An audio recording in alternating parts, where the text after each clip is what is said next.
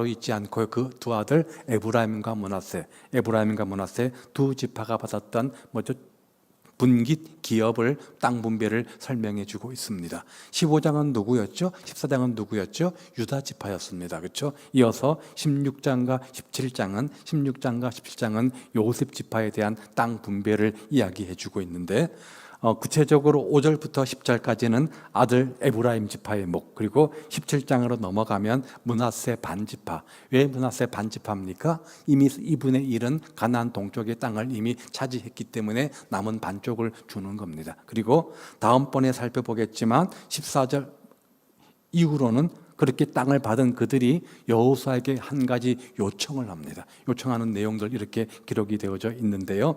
이 땅 분배, 특별히 요셉 지파의 땅 분배를 통해서 우리가 몇 가지 교훈들을 얻을 수 있는데, 하나는 하나님의 축복은 반드시 이루어진다는 것이죠. 반드시 내가 너를 축복하고 축복하리라. 히브리서 6장 14절 말씀처럼 반드시. 그런데 하나님의 때에 하나님의 방법으로, 이것을 우리에게 첫 번째 교훈으로 줍니다. 요셉 지파는 다른 지파와 달리 두 몫의 기업을 분배받게 되어집니다. 자, 아브라함의 하나님 들어보셨죠? 이삭의 하나님 들어보셨죠? 야곱의 하나님 들어보셨죠? 요셉의 하나님은요? 있어요, 없어요? 없지 않습니까? 궁금하지 않습니까? 아브라함, 이삭, 야곱의 하나님, 이어서 요셉의 하나님, 이게 나와야 정상인데 성경은 항상 아브라함의 하나님, 이삭의 하나님, 야곱의 하나님, 그리고 끝, 이렇게 설명합니다. 왜 그럴까? 오늘 본문에 보면 요셉의 두 아들, 요셉의 두 아들이 야곱의 양자가 되어서 다른 삼촌들과 함께 12지파로 땅 분배를 갖습니다. 그러니까 요셉 지파의 두 아들은 뭐죠? 야곱의 12지파 가운데 소속이 되어지는 거죠. 그러니까 요셉 지파의 아들들은 요셉의 하나님 따로 있지 않고 야곱의 하나님 속에 포함이 되어지는 거죠. 그래서 다른 지파들 누구죠? 에브라임과 므낫세로 따지면 삼촌들입니다. 삼촌들이죠. 백부들이죠. 그렇죠? 큰 아버지들이죠. 큰 아버지들과 함께 한 지파를 차지하게 되어집니다. 차지하게 되어지고, 그리고 제비 뽑고 땅을 차지하게 되어지는데, 므낫세 반 지파는 이미 동쪽에서 넓은 땅을 받았는데요. 요단강 서쪽에 비교하면 더 큰, 3배나 더 큰 그런 넓은 땅을 차지했다고 합니다. 그리고 오늘 므낫세와 에브라임 지파가 또 땅을 차지하게 되어지는데, 이들도 유다 지파와 함께 가나안 땅에서 요지 중의 요지, 강남 중의 강남, 그런 좋은 땅을 차지하게 되어집니다. 왜 그럴까? 다른 지파에 비해서 유독 요셉의 두 아들인 에브라임과 므낫세가 더 좋은 땅을 차지할 수 있는 그 비결, 그 이유가 뭘까? 창세기 49장 22절에 보면 아버지 야곱이 아들 한 사람에게 축복하는 내용이 나오는데, 22절에 보면 요셉에게 축복하는 축복이 나옵니다. 너는 샘 곁에 심겨진 나무가 되어서 담을 넘는다. 담을 넘는 게 뭡니까? 가지가 무성하게 잘 자라서 너무 왕성해서 넘어가는 것을 말하지 않습니까? 그렇게 요셉에게 아버지 야곱이 축복하고 약속했습니다. 그러니까 에브라임과 므낫세 지파가 또 다른 지파들에 비해서 특별한 탁월한 능력과 자격이 있었는가? 없습니다.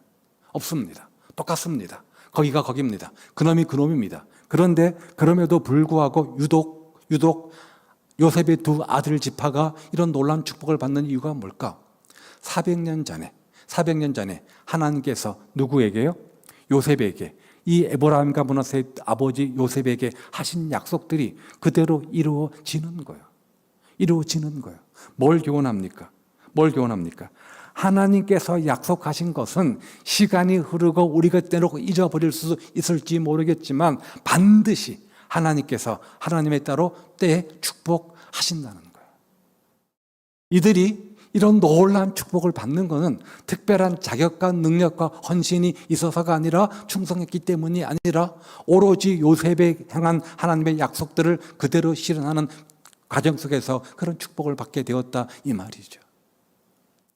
영적 3세대의 축복이라고 하죠. 무슨 말이냐?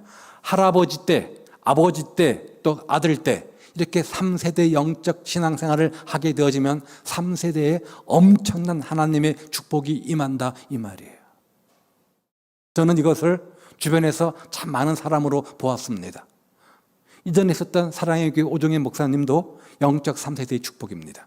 물론 탁월한 은혜와 능력과 뭔가 있겠죠. 그런데 왜 유독 그분의 동생이 오종호 목사님을 대전에 목회를 하고 계시고 왜 저 가정들은 저 아들 때에 저렇게 큰 축복들을 받을까? 그 할아버지가 교회 사찰 집사로 새벽마다 종을 치면서 새벽마다 그렇게 교회를 섬겼습니다.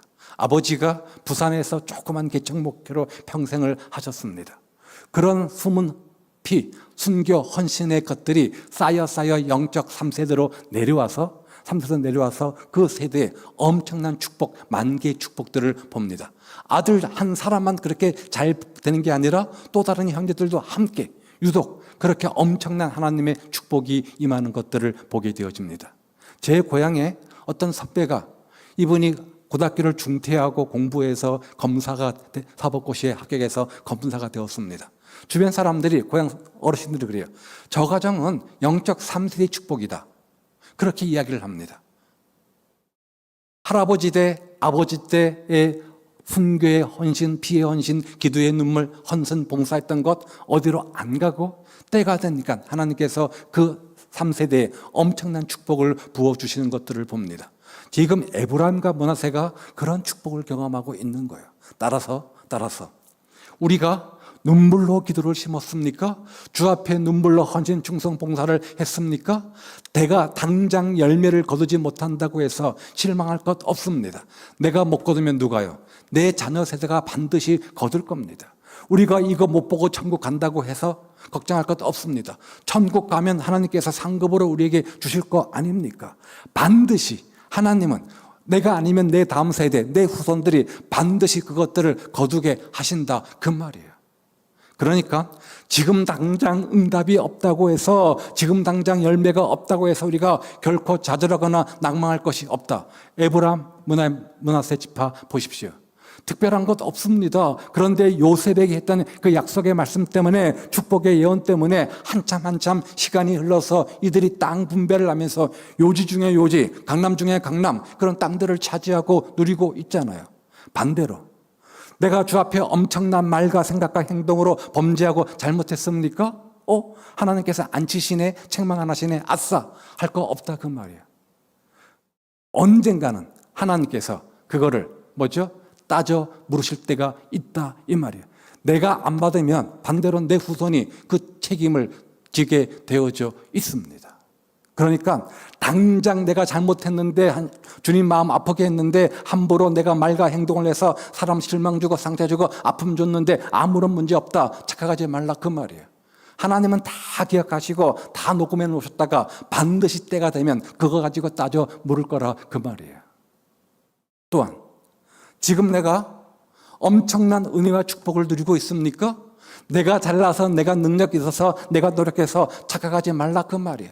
우리 부모가 됐든 누가 됐든 간에 그분들의 헌신과 수고와 섬김의 결과로 내가 그것들을 누리고 있다 이렇게 이해해야 된다 이 말이에요. 에브라임과 므낫세가 누리는 축복 이거는 그들만의 축복이 아니었습니다. 그들의 선조들이 믿음으로 살아왔던 결과물로 그들에게 주어졌다 이 말이죠. 오늘 내가 누린 것들 내 노력도 있겠죠. 내 열심도 있겠죠. 내가 수고하고 헌신한 것도 있겠죠. 상당수는 우리의 부모님의 눈물의 기도 헌신 우리 더 다음 저 이전 세대의 나를 향한 사랑과 헌신과 충성 때문에 얻어진 결과다. 그렇게 바라보라 그 말이에요. 믿음의 선배들의 눈물의 시를 통해서 한국 교회가 이렇게 부흥 성장했고 오늘 우리가 그 열매를 따먹고 있는지도 몰라요. 하나님은 축복은 반드시 이루어진다. 우리는 우리 때에 우리의 방법으로 열매를 바라고 원하지만 하나님은 하나님의 때에 하나님의 방법으로 그것은 합력하여 선을 이루는 거기 때문에 가장 좋은 때에 가장 좋은 방법으로 주신다. 첫 번째 교훈이에요. 두 번째는 세상적 유익과 편의를 위해서 죄와 타협하지 말라. 세상과 타협하지 말라는 거예요. 10절 말씀에 보면요. 10절 말씀에 보면 에브라임 지파의 결과리 이렇게 나옵니다. 그들이 거셀에 거하는 가나안 사람을 뭐라고요? 쫓아내지 아니하였으므로 가나안 족속이 오늘날까지 에브라임 가운데 거주하며 노역하는 종이 되었다. 자, 쫓아내지 않았, 뭐요? 쫓아내지 않았다. 이 말은 뭐죠? 쫓아낼 수 있는데 안 했다. 그런 의미가 되는 거죠. 그렇죠? 쫓아낼 수 있는데 안 했다는 거예요. 충분히 그런 삶을 살 수 있는데, 그런 구별된 성도의 삶을 살 수 있는데 그렇게 안 했다. 그런 의미가 되는 거예요. 충분히 하나님의 명령에 순종하며 충성하고 하나님 기쁘게 할 수 있는데 그렇게 하지 않았다. 뭐 때문에? 세상의 유익, 세상의 이익, 세상의 재미 때문에 그런 거죠. 15장에 가면 유다 지파도 여부스 사람들을 쫓아내지 않았습니다. 그런데 거기에서는 여부스 사람들을 쫓아내지 못했다. 이렇게 되어져 있어요. 이들은 하나님 명령대로 정말 저들을 쳐서 쫓아내고 싶었는데 그들이 능력이 안 돼서 힘이 안 돼서 못 쫓아내는 거예요. 그러니까 쫓아내지 못했다와 쫓아내지 않았다는 똑같은 결과지만 차이는 엄청 큰 거예요. 할 수 있는데 안 한 것과 하려고 했는데 못한 것, 이런 차이가 있는 거예요. 쫓아내기보다는 오히려 종 삼아서 하는 것이 현실적으로 유익한 것 아니냐, 세상과 타협하는 이들의 모습을 보여준다 이 말이죠. 17장 12절에 가보면요, 므낫세 지파가 나오는데 므낫세 자손이 그 성읍들의 주민을 쫓아내지 못하며 가나안 족속이 결심하고 그들과 거주하였다. 마찬가지로 그들도 쫓아내지 못했습니다. 않았습니다. 예. 주님은 왜 가나안 땅에 들어가면서 민수기나 신명기를 보면 철저하게 그들을 진멸할 것을 강조했을까요? 우리 하나님은 피를 보는 거 좋아하는 사람입니까? 전쟁하는 걸 즐겨하는 분입니까? 아닙니다. 왜 그래요? 이들의 영적 순결을 위해서 그런 거예요. 가나안 7족속이 섬기는 종교는 어때요? 이방 종교잖아요. 하나님 말고 또 다른 것을 숭배하지 않습니까? 왜 우리가 세상과 타협하지 하면 안 됩니까? 대충 적당히 양다리 거치고 살면 좋을 텐데 왜 그렇게 하지 말라고 하는 겁니까? 타협하는 순간 우리는 영적으로 뭐가 되는 거예요? 병드는 거예요. 동화되는 거예요. 세속화되어지는 거예요. 그러면 영적 순결을 잃어버린 거룩한 신부의 삶을 살지 못하고 세상과 짝하는 그런 삶을 살 수밖에 없죠. 그러면 그 안에 하나님의 능력이 나타날 수 없는 것 아닙니까? 그래서 주님은 철저하게 그들을 진멸할 것을, 즉 물과 기름,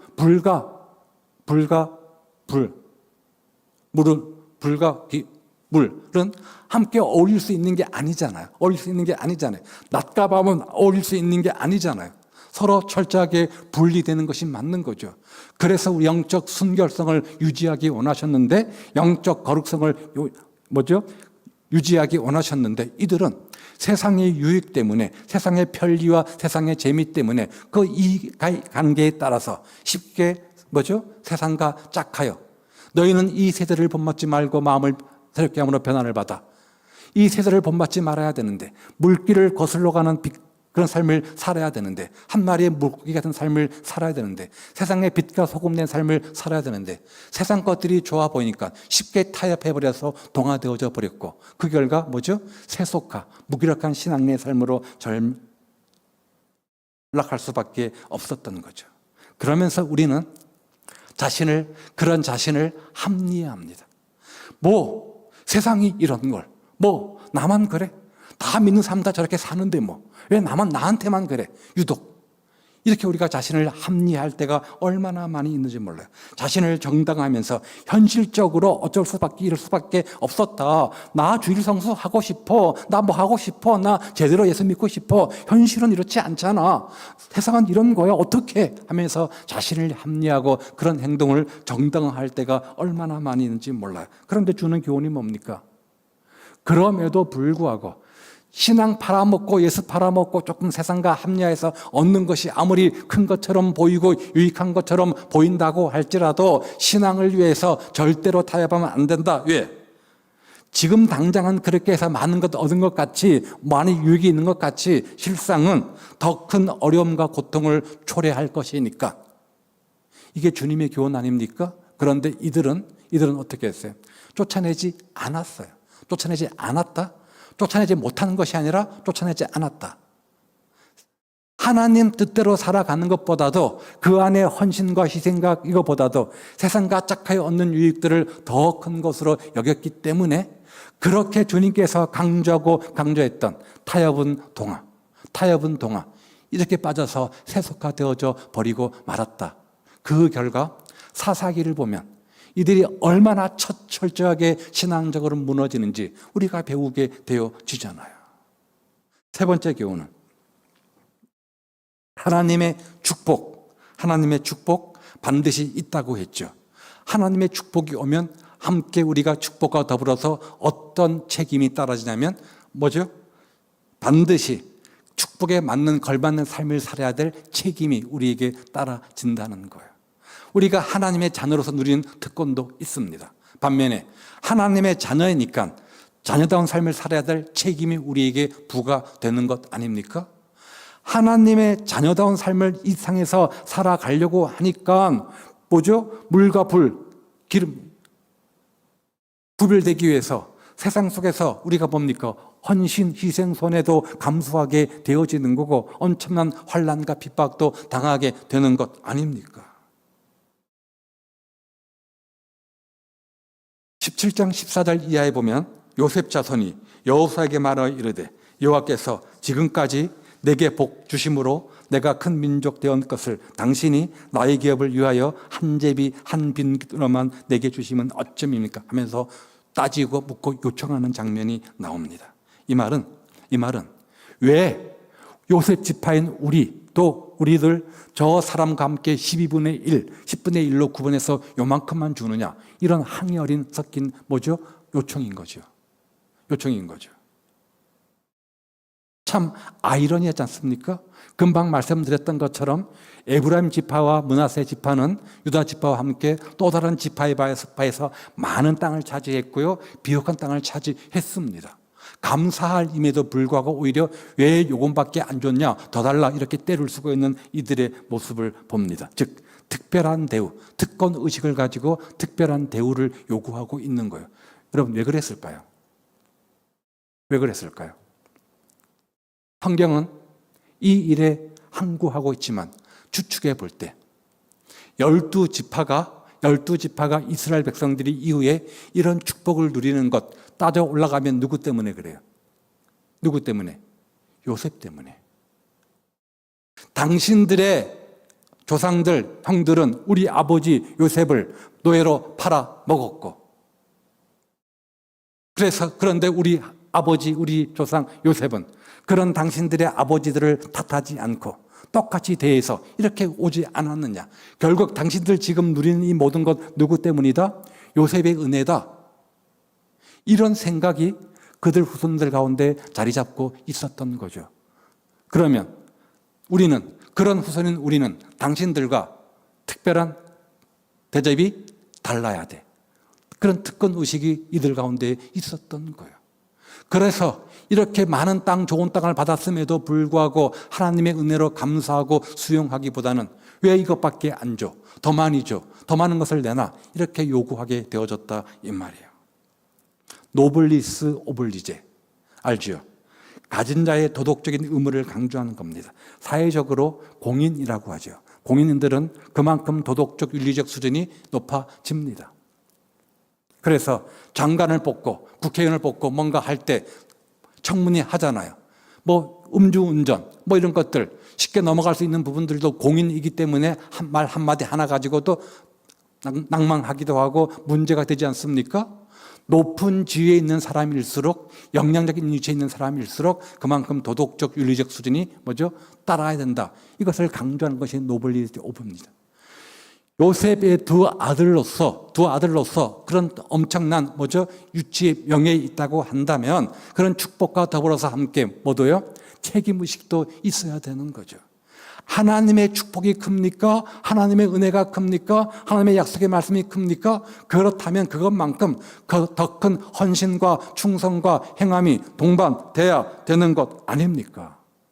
그런데 이들은 그런 관점으로 이 문제를 보는 것이 아니라 우리 조상 요셉이 때문에 당신들 지금 이렇게 먹고 살고 있는데 왜 그 후손들 우리를 박대하느냐. 박대한 것도 아니지만 이렇게 지금 하고 있습니다. 그리고요. 여호수아는 무슨 지파죠? 여호수아는 무슨 지파죠? 여호수아도 에브라임 지파입니다. 그러니까 요셉의 후손 지파인 거죠. 당신도 우리 요셉의 후손 지파 아닙니까? 그런데 7장 15절 보십시오. 7장 15절에 보면 여호수아가 단칼에 거절합니다. 그리고 니들이 개척해, 니들이 더 땅 차지해, 이렇게 요청을 합니다. 그러니까 에브라임 지파 가운데 여호수아만 똑똑했던 거예요. 여호수아만 제대로 됐던 거예요, 지금. 그렇죠? 그랬더니 그들의 반응이 뭐냐? 아니, 그 땅에는 철기 문화를 하고 있는 가나안 족속들이 있는데 어떻게 우리가 싸워 이길 수 있느냐? 당시에 이스라엘은 청동기 문화였고요, 가나안 족속들은 철기 문화였습니다. 청동기 문화와 철기 문화의 비교는 이란과 미국의 처럼 게임이 안 되는 전쟁인 거예요. 청동기 무기 가지고 철기 무기를 대적해낼 수 없습니다. 그러니까 현실의 눈으로 보면 안 돼, 우리가 어떻게 개척하라고? 말이 쉬워 개척이지 못해. 이런 반응을 보이는 거예요. 그런데 여러분, 지금 가나안 땅에 들어가서 땅을 차지하는 전쟁하는 중에 있는 겁니까? 아니죠. 이미 다 끝났죠. 그러면 청동기 문화를 가진 그들이 철기 문화를 가진 가나안 족속을 어떻게 이겼어요? 어떻게 이겼어요? 그들의 군사력으로요? 그들의 어떤 기술로요? 전략으로요? 아니잖아요. 뭐였어요? 하나님의 은혜 아닙니까? 이 대목은 지금 모든 전쟁을 하나님의 은혜로 다 마치고 하나님의 은혜다 하고 있는 이 시점에서 고백하고 있는 거예요. 말이 맞아요, 안 맞아요? 안 맞는 거예요. 안 맞는 거예요. 들어가자마자 이런 일이 있었으면 이해됩니다. 그런데 청동기 문화, 창칼밖에 안 되는 그들이 대폭 총을 가진 그들과 싸워 이겼어요. 그들의 군사력 아니었겠죠. 아, 하나님의 은혜였구나, 이렇게 고백했을 것 아닙니까? 그것을 경험한 그들에게 다시 여호수아가 도전하자 너무 믿음 없는 인간적 행위를 지금 보이고 있는 것 보십시오. 어떻게 청동기 칼창으로 어떻게 철기 저 총과 싸워 이길 수 있냐, 이 말입니다. 특권이란 더 받고 더 누리는 것이 아니라 더 많이 주고, 더 가진 것만큼 더 많이 주고 더 많이 베풀고 섬기는 것, 이게 노블리스 오블리주 아닙니까? 우리가 하나님의 은혜가 크면 클수록, 하나님의 축복이 크면 클수록, 하나님의 어떤 약속이 크면 클수록 그것 가지고 뭔가 받아 누리려고만 하는 것이 아니라 그것을 함께 나누고 베푸는 그런 삶을 살아야 된다, 이 말이에요. 우리는 우리의 부모 세대보다 더 많은 것을 누리며 살아갑니다. 그러면 우리의 부모 세대보다 더 많은 감사거리가 있고 감사의 고백이 있어야 됩니다. 요즘 저희 아들 애 키우는 거 보니까 무슨 별게 다 있어요. 우리 때는 상상도 못했던 것들이 다 있어요. 그래서 힘들어 죽겠다고 해요. 야, 우리 때는 이런 말이 저절로 나옵니다. 그러다가 제가 깽하는 이유는 우리 이전 세대들은 우리 보면서 야, 이거 니들은냐, 아이고, 그럴 것 아닙니까? 늘 우리 엄마 하는 말, 나는 천기저귀 해가지고 빨아서 썼다. 우리는 그건 안 했거든요. 하긴 했지만 주로 그거 있잖아요, 그렇죠? 천기저귀 말고 쓰는 거, 하긴 있어요. 그 일회용, 그거 썼단 말이죠. 반만 썼단 말이죠. 근데 지금은 이렇게 흔드는 것도 있고 너무 많아요. 이것도 무슨 많고 그래요. 그런데 요즘 애들이 더 감사가 많을까요? 아닙니다. 조건적으로, 환경적으로 보면 더 감사할 조건에 살고 있는 아이들이 더 감사커녕 더 불평과 원망이 가득 찬 것들을 봅니다. 우리 이전 세대들은 가진 거 별로 없었지만, 단순했지만 그래도 하나님의 은혜 가운데 감사하는 삶을 살지 않았습니까? 점점 감사가 식어지고 있는 것 같아요. 특권을 얻는다는 것은 하나님 앞에서 감사의 마음을 배우고 더 많이 책임의식을 가지고 충성하고 헌신한다? 이것이 바로 이들의 모습이어야 되는데, 반대로 특권의식만 있고 어깨의식만 하고 뭔가 받아 누리려고 하고 대접만 받으려고 하니까 문제가 있다, 이 말이에요. 자, 에브라임과 므낫세 지파, 이것을 요셉 지파라고 말합니다. 요셉 지파는 따로 없지만 두 아들을 나누어서 요셉 지파라고 말합니다. 그리고 12지파 속에 포함시켜 놓았죠. 자, 이들의 땅 분배하는 모습들을 보면서 우리가 몇 가지 교훈을 받습니다. 하나님의 축복은 반드시 이루어진다는 거예요. 반드시. 때가 되면, 반드시 때가 되면, 언제인지 모르지만 하나님께서 약속하신 축복은 반드시 이루어진다. 내가 아니면 내 다음 세대가 반드시 받는다는 거예요. 반드시 받는다는 거예요. 그리고 세상을 살아가는 동안 우리가 더 큰 축복의 주인공 되기 위해서 얄팍한 짧은 세상의 유익을 위해서 쉽게 타협하고 동화되면 안 된다. 오히려 손해다. 이것을 우리가 교훈받고요. 교훈받고 마지막은 받은 은혜만큼 축복이 있는 것만큼 책임의식이 동반돼야 된다. 직분도 서열이 있는 건 아니지만 서리 집사일 때보다는 권사, 안수 집사, 장로가 됐을 때 더 큰 책임의식이 주어지는 것처럼 우리가 그런 의식들을 가지고 살아가야 된다. 이것을 우리가 교훈받게 되어집니다. 우리는요, 기도하면 당장 응답 달라고 요청할 때가 얼마나 많은지 몰라요. 반드시 때가 되면 반드시 이 약속을 붙잡으십시오. 잠깐의 유익을 위해서 세상과 타협 동화하면서 현실이 이런 걸, 다른 사람도 이런 걸 하며 자신을 정당화 합리할 때가 얼마나 많이 있는지 몰라요. 손해라는 거예요. 또 한 가지는 특권 의식과 함께 책임 의식이 동반되어진다. 점점 자리가 사람을 만든다고 그 자리에 맞게 책임 의식이 동반되어짐을 기억하고 두렵고 떨리는 마음으로 주님의 사명 감당하는 저와 여러분 되어서 하나님께서 부어주신 은혜가 날마다 차고 넘치는 하나님의 능력, 하나님의 축복으로 가득한 그런 삶이 되시기를 우리 주님의 이름으로 축복을 드립니다. 기도하겠습니다. 요셉이 받은 축복은 세 가지였습니다. 요셉 지파는 세 가지 교훈을 받았습니다. 하나는 반드시 하나님의 말씀은 약속은 신실하기 때문에 반드시 응답 온다는 거예요. 하나님께서 여러분에게 어떤 축복을 약속하셨습니까? 어떤 약속을 주셨습니까? 지금 당장 눈에 보이지 않는다고 해서 실망하지 말고 믿고 끝까지 참고 기다리면 하나님의 때에 하나님의 방법으로 반드시 요셉에게 약속하신 것 400년이 지난 다음 그들의 후손이 받아 누리는 것처럼 반드시 받게 되어져 있다. 이 사실을 믿고 기도하시기 바라고요. 우리는 당장의 편리와 당장의 유익을 위해서 쉽게 세상과 짝하고 타협하고 동화되고 세상화되어지고 세속화되어질 때가 얼마나 많이 있는지 몰라요. 그런 우리에게 이 세상과 구별된 성도의 삶, 구별된 자 아닙니까? 그런 삶을 요구합니다. 어떤 희생과 헌신이 동반된다고 할지라도 왜?